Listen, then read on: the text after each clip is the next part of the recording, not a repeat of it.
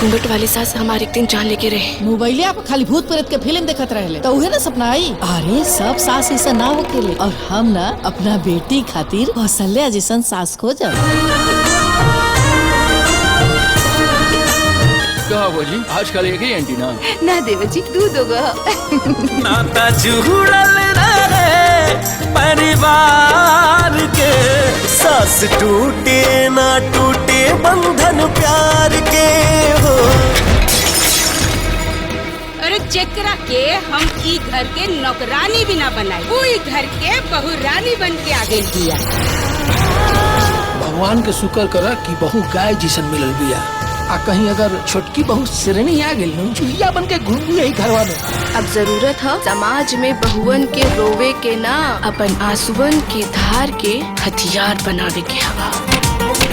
अरे रवानियन लेकी के तो पूरा देश के जरूरत बा। अरे देश छोड़ी, हमरा घर में जरूरत बा।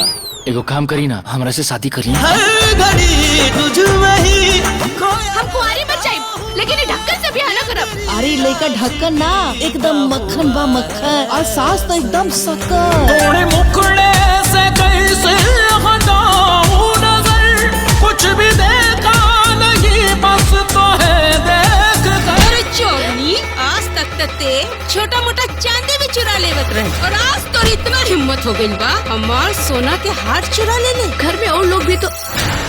अरे माई, हम रउआ से कहले रानी के हमरा खातिर अच्छे सास ढूंढिया, लेकिन रउआ ना मनली। वो एक नंबर के टाइम बिया टाइम। भाई देखो, अरे घरवा में इतना महंगा वॉशिंग मशीन पड़ल बा, तब वही बेसहुर हाथ ही से कपड़ा धो दिया। आप बाप बनने वाले हैं। अब तू दादी बनने वाला बड़े, और बाबूजी दादा और हम बाप। और हम चाचा। और जाइब चाचा झूमत जिया हमार बा माई रे, नया समाचार बा। दीदी, भैया। सीता, भारी वजन उठाने के कारण आपकी बीवी का मिसकैरेज हो गया है।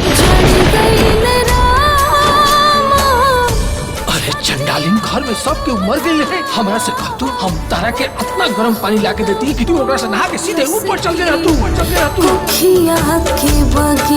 अगर रउआ ऐसे ही खामोश रहब ना, तो ई घर कब्बो न सुधरी। रउआ बच्चा पैदा कर करके थक जाइबू ना, बाकी ई लोग साजिश करे में कब्बो भी न थकी। भौजी तो एकदम हीरोइन लगत रू। ये तो हमहू कहता नहीं, दीदी के आगे हीरोइन थे। ओकरा के आए भाई अब ही 4 दिन ना भाई, झटकिया के जबान कैची के जैसन चलता।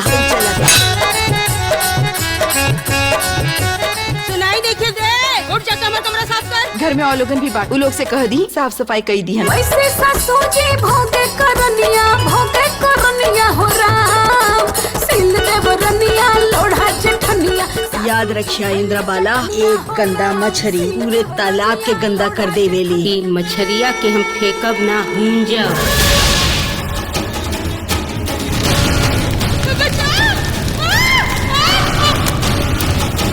कुल प्लानिंग खुदे करे के बाद माई ओकरा कमरा में जाके सूत कैसे गई। जैसे नमक के बिना सब्जी अधूरी लागत बना, वैसे बहू के बिना घर अधूरा अधूरा है।